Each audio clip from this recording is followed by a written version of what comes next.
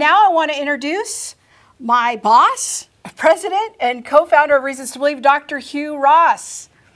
And Hugh, we're going to talk about a very important topic today. You know, a lot of new viewers are joining in to the 2819 program, but they might not be very familiar with what Reasons to Believe is about. So this is our RTB 101 segment, kind of the basics.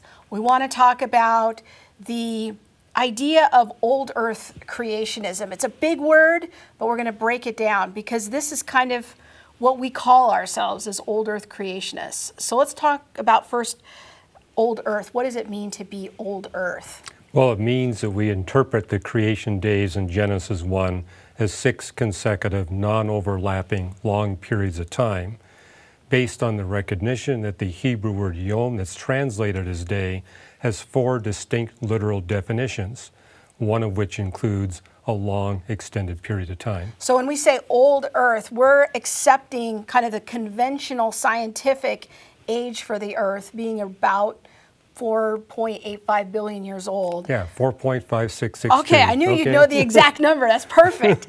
So we're accepting that conventional age, but we're providing a biblical foundation for accepting that age, that these days in Genesis represent long periods of time. Long periods of time. Okay. On the other hand, I tell my astronomer friends I'm a young universe creationist.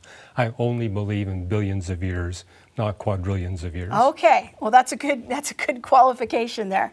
All right, so when we say that we are old earth, we accept the conventional age, but we do believe that there's a biblical foundation for that with these different definitions of the word day. Help us understand that. Can you give me some examples in Genesis 1 that makes us believe that these days are long periods of time? Well, what you'll see in every lexicon is that the word yom can mean part of the daylight hours, like from noon to 3 p.m., all of the daylight hours, a 24-hour period, or a long but finite period of time. Okay. And you're right, 3 of those definitions are used in the first page of the Bible. Creation day 1, it's contrasting days and nights. So that's the word day referring to the daylight hours. On creation day 4, it's contrasting seasons, days, and years. Oh, I see. That's okay. Day is 24 hours. Then Genesis 2:4 uses the word day to refer to the entirety of creation history. So that's day as an extended period of time. So that would be one of your clues, is that that day could mean a long period of time. Do we have any big clue in the text that these particular days are long periods of time? Well, what I noticed when I first read the Bible is that you got an evening and a morning bracketing the first 6 creation days, which means each day has a definite start point and a definite end point. Oh, I see, okay. But there's no evening and morning for the 7th day. And if you read beyond, you discover that Psalm 95, John 5, and Hebrews 4 all tell us we're still in God's 7th day. So the reason why there isn't an evening and morning, we're still in that 7th day. Oh, I see, okay. Now let's talk about this word creationist. We are old earth creationists. What is that about?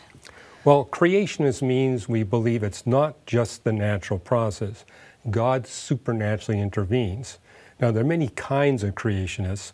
Our position is that God directly, supernaturally intervenes, not just at a few points, but literally at hundreds of thousands of points throughout the history of life, beginning with the origin of life. And then we see these major mass extinction and mass speciation events following Psalm 104, where it says the property of all life to die off, but God recreates and renews the face of the earth. And for me, one of the big challenges to the natural evolutionary paradigm is the fact that the sun is getting brighter and brighter as it gets older and older. And only a God that knows the future physics of the sun knows which life to have on the earth, at what time, what place, and what abundance. So a creationist is somebody who believes that God continually intervenes in His creation. He didn't just wind it up and walk away. But not only does He just merely intervene, He intervenes at the right moments, knowing, right moment, right time, knowing what's going to happen in the future. Right. Interesting. So I hope that helps break down the term old earth creationist for you. And I want to encourage you to check out our website at reasons.org for just more information about our old earth strategy here at Reasons to Believe.